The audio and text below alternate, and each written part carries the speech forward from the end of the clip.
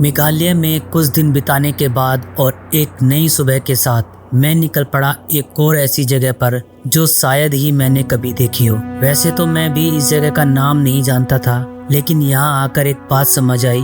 पानी ऊपर से जितना शांत दिखाई देता है, पास से उतना ही ताकतवर होता है। देखो, मेघालय में जब आप आते हो ना, तो आपको हर दूसरी जगह पर इतनी प्यारी प्यारी और इतनी सुंदर सुंदर जगह दिखती हैं। एक्चुअल में मैं अभी जा तो रहा था किसी दूसरे पॉइंट पर, लेकिन यहाँ पर एक अच्छा सा मुझे व्यू दिखा, तो मैंने सोचा क्यों ना मैं आप लोगों के साथ इस व्यू को शेयर करूं।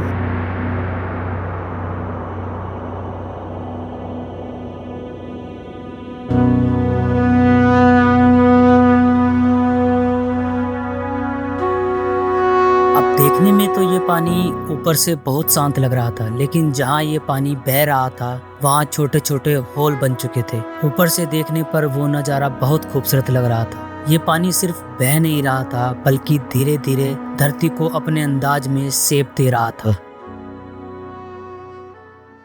अब वैसे तो पूरा मेघालय ही अपनी खूबसूरती के लिए जाना जाता है, लेकिन इसी मेघालय के बीच बसे हैं कुछ ऐसे मीडोज जो शायद आपने पहले कभी नहीं देखे होंगे। शिलोंग, जो मेघालय की कैपिटल है, उससे सिर्फ 5.5 किलोमीटर की दूरी पर है एक जगह लाइतलूम। एक ऐसी जगह है जहाँ पहाड़ों की गोद में हरियाली बिछी है, जहाँ मानो आसमान इतने पास लगता है कि आप हाथ बढ़ाकर छू लो। यहाँ के मीडोज इतने खुले और शांत हैं कि लगता है जैसे हवा भी यहाँ के सुकून के साथ रुक जाती है। जितनी देर आप यहाँ खड़े रहते हो, उतनी देर में मेघालय अपनी एक नई कहानी सुनाई देता है।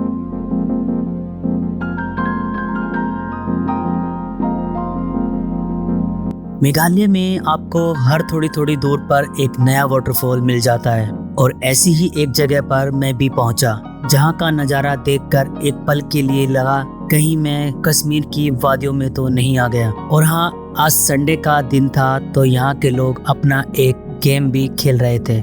इनके चेहरे पर एक मुस्कान थी। मैं भी कुछ देर के लिए यहीं रुक गया।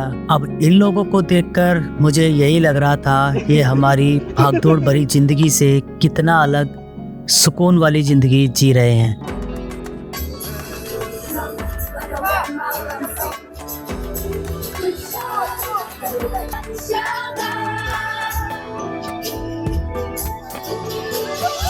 और इसी सुकून की तलाश में मैं निकल पड़ा चेरापूंजी के एक और खूबसूरत वाटरफॉल की तरफ। ये चेरापूंजी से सिर्फ 16 किलोमीटर दूर है, और हाँ, ये इंडिया का 7th हाईएस्ट वाटरफॉल भी है। ये वाटरफॉल 3 हिस्सों में गिरता है और इसकी टोटल हाइट लगभग 305 मीटर है। और इस वाटरफॉल का नाम है केनड्रीम वाटरफॉल। अगर आप यहाँ मानसून में आते हैं तो बहुत ज़्यादा पानी आपको देखने को मिलेगा, लेकिन उतने ही कम लोग यहाँ पर आते हैं। तो आपके लिए ये एक अच्छा ऑप्शन हो सकता है अगर आप चेरापूंजी आ रहे हैं।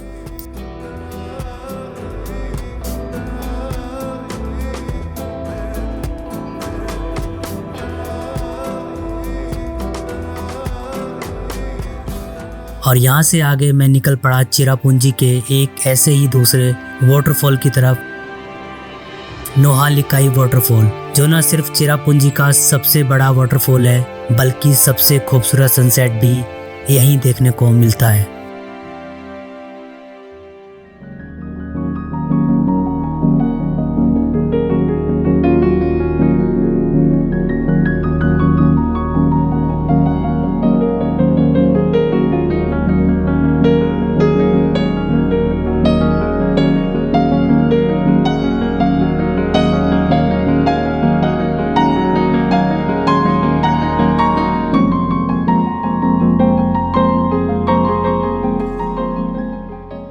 अब मेघालय में मेरा ये आखिरी दिन था, और अजीब बात ये थी कि जैसे जैसे वक्त खत्म हो रहा था, वैसे वैसे ये जगह और गहरी होती जा रही थी। जैसे कह रही हो थोड़ा और रुक जाओ। लगभग मुझे यहाँ 15 दिन हो चुके थे। पहले दिन लगा था 2 हफ्ते काफी होंगे, पर फिर मेघालय ने अपना जादू दिखाना शुरू किया, और धीरे धीरे समझ आ गया कि यहाँ जितने दिन भी रुक जाओ कम ही पड़ जाते हैं। हर सुबह जब मैं जागता था तो कुछ नया मिल जाता था। कहीं घने जंगल, कहीं क्लाउड्स के अंदर छुपा हुआ एक रास्ता, और कहीं एक ऐसा वाटरफॉल जो शायद कुछ लोगों के लिए अभी देखना बाकी है। अब चेरापूंजी वो जगह है जिसका नाम हम बचपन से पढ़ते आए हैं कि यहाँ पर सबसे ज्यादा बारिश होती है। मैं पूरा चेरापूंजी तो नहीं घूम पाया क्योंकि मेघालय खुद है ही इतना खूबसूरत कि आप जितने दिन यहाँ रुक जाएं उतने कम ही पड़ जाते हैं। सबसे खास बात है यहाँ के लोग, उनकी मुस्कान और यहाँ के लोगों की बात ही अलग है।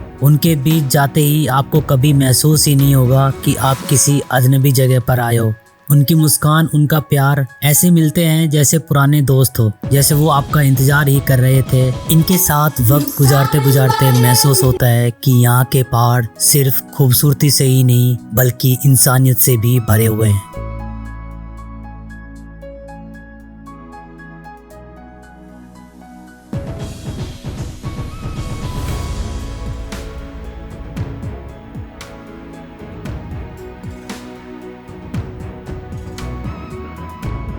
और यहाँ पे एक अलग तरह की वाइब आती है। कभी आपको बच्चे फुटबॉल खेलते हुए मिल जाते हैं, कहीं छोटी सी दुकान आपको दिख जाएगी। चेरापूंजी जब आप आते हैं तो सबसे बड़ा टास्क हो जाता है कि यहाँ कहाँ रुका जाए, क्योंकि ज्यादा होटल अवेलेबल नहीं है। लेकिन मैं जहाँ रुका था उस स्टे का अपना ही एक मैजिक था।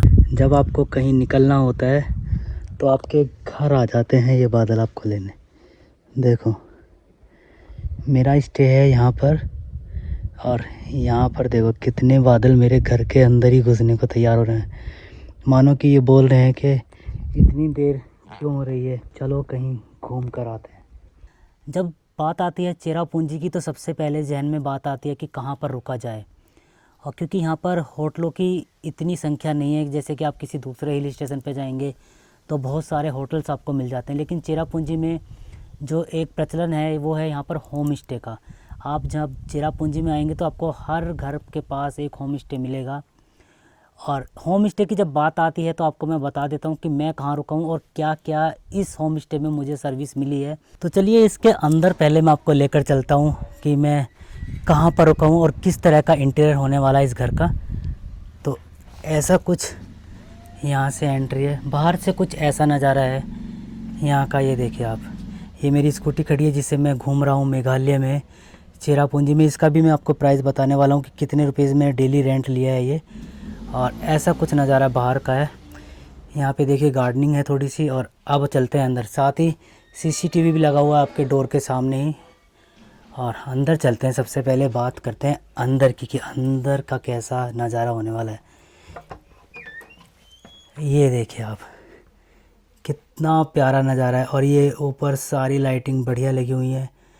यहाँ पे आप बैठकर अपना चिल कर सकते हैं। एक बेड यहाँ पर ये लगा हुआ है, 2 लोग यहाँ पर सो सकते हैं। ये देखिए, और ये सारी क्रॉकरी की चीज़ें मिल जाएंगी आपको। एक चीज़ और मैं इसमें आपको बताने वाला हूँ, अगर आप लेते हैं इस होम स्टे को तो इसके अंदर आपको क्या क्या चीज़ें मिलती हैं। इसके अंदर आपको 3 बेड मिलेंगे जिसमें आप तकरीबन 6 पर्सन सो सकते हैं। साथ ही इसमें एक आपको किचन भी मिलने वाली है। ये तो हो गया है आपका बाहर का रूम जहाँ आप बैठ कर आराम से चिल कर सकते हैं। और यहाँ पे एक चीज़ और मैं दिखा देता हूँ, जैसे कि मैंने आपको बताया 100 साल पुरानी चीज़ें इस रूम में है, इस होम स्टे में है। तो ये देखो एक चिमनी भी लगी हुई है। अगर आपको ठंडी वाली टाइम में आते हैं तो आपको ये चिमनी की सुविधा भी मिल जाएगी। और यहाँ पर आपका वाईफाई भी लगा हुआ है, टीवी भी है, साथ ही आपका कोई अगर सामान है तो रखने के लिए अलमारीज़ भी है। अब बात करते हैं किचन की, तो किचन में आपको दिखा देता हूँ। ये देखिए, ये है इसका किचन। अगर आप अपना खाना, क्योंकि एक चीज़ और बता देता हूँ मैं, जब आप चेरापूंजी आते हैं ना तो चेरापूंजी में सबसे ज़्यादा दिक्कत आती है खाने की। अगर आप वेजिटेरियन हैं तो आपको सबसे ज़्यादा दिक्कत आने वाली है खाने की, क्योंकि यहाँ के जो ज़्यादातर लोग हैं ना वो नॉन वेज खाते हैं। तो और ज़्यादातर होटलों में आपको नॉन वेज ही मिलता है। अगर आप नॉन वेजिटेरियन हैं तो आपको कोई इशू नहीं होने वाला है। अगर आप वेजिटेरियन हैं तो थोड़ी सी आपको मुश्किलों का सामना करना पड़ेगा। तो उसके लिए एक परफेक्ट स्टे, आप अपना खाना बना सकते हैं। गैस है, पूरा सामान है किचन का, बॉयलर्स हैं, सारे केटल हैं, इलेक्ट्रिक केटल, सब एवरीथिंग जो आपको अपने घर में किचन में मिलता है ना वो सब मिलेंगे। स्पाइसेस भी मिलते हैं, अगर आप अपना लेकर आना चाहते हैं स्पाइसेस तो लेकर आ सकते हैं और अपना फूड प्रिपेयर कर सकते हैं। क्योंकि चेरापूंजी जब आते हैं ना, सबसे महंगा आपको पड़ता है रूम और उससे ज़्यादा महंगा पड़ता है आपका खाना। और इस स्टे की सबसे अच्छी बात, यहाँ आप सुकून से रहने के साथ साथ अपना खाना भी खुद बना सकते हो। पहाड़ों के बीच ब्रेकफास्ट बनाना और इस तरह की जगह को एक्सपीरियंस करना, ये एक्सपीरियंस किसी 5 स्टार होटल से भी ज़्यादा दिल को छू जाता है। अब जब मेरा यहाँ आखिरी दिन आया तो जाने का मन ही नहीं कर रहा था। ऐसे लग रहा था जैसे किसी अपने को पीछे छोड़कर जा रहा हूँ। पर एक बात तो तय थी, जो लोग मेघालय आते हैं वो यहाँ की खूबसूरती सिर्फ देखकर नहीं जाते, ये जगह उनके अंदर कहीं ना कहीं हमेशा के लिए बस जाती है।